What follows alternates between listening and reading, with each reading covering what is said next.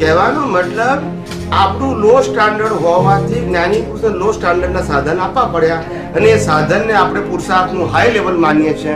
That is a biggest ignorance. શું કહેવાય એને? મને પીએચડી થયા પછી પણ બાળ મંદિરમાં એટલા માટે ગમે છે કે 1 થી 100 સુધી મોડા આવડે છે, પ્રસાદ મળે છે, કોઈ અઘરી એક્ઝામ નથી, માટે હું બાળ મંદિરમાં બેસું.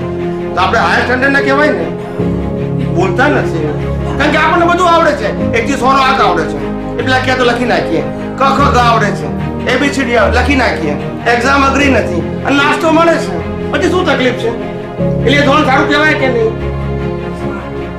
એક્શનની સમય તમારું વિઝન શું છે, that is the level of your development. અને આ કેવળ દર્શન કહું છું તે આ કુદરતી રચના છે, એ જ કેવળ દર્શન છે. એને કુદરતી રચના સમજાઈ ગયું તો એ જ કેવળ દર્શન છે.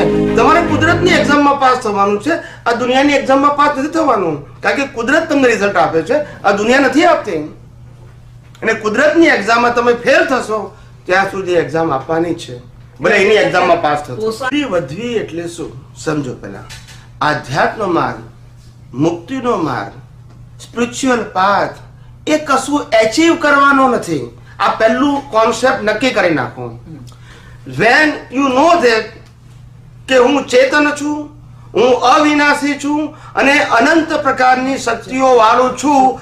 Right now my question is, આ દુનિયામાંથી મારે કશું મેળવવાનું તો સબ્જેક્ટ એ નથી કે મારે શું એચીવ કરવાનું. સબ્જેક્ટ એ છે કે હું જે છું એ નથી અનુભવી શકતો, માટે કર્ટેન જે અજ્ઞાનના છે એ મારે નાશ કરવાના છે.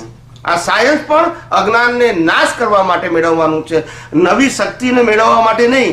I have already infinite power inbuilt.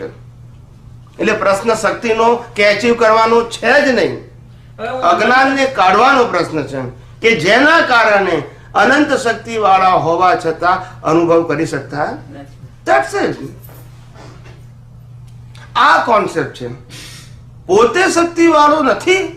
આજે ઘણા બધા મહાત્માઓ કે સ્વામીજી અમે કેટલા વર્ષોથી આ બધી જ ક્રિયાઓ કરીએ છીએ, કેમ અમને હજુ આત્માનો અનુભવ થતો નથી, કેમ કઈ શક્તિ ખુલ્લી થતી નથી? મેં કહું કઈ રીતે થાય તમને લોકોને? તમે જે બોલો છો એ માનતા નથી, માનો છો એ બોલતા નથી. ના સમજાયું? તમે જે બોલો છો એ તમે માનતા નથી અને તમે જે માનો છો એ તમે બોલતા નથી. ના સમજાયું? તમે શું રોજ બોલો છો? ચવડી જેમ શું બોલીએ છો? હું કેવો છું? હું અનંત શક્તિ વાળો છું, અનંત સુખ વાળો છું, અનંત જ્ઞાન વાળો છું. આ બોલવાનું પણ શક્તિ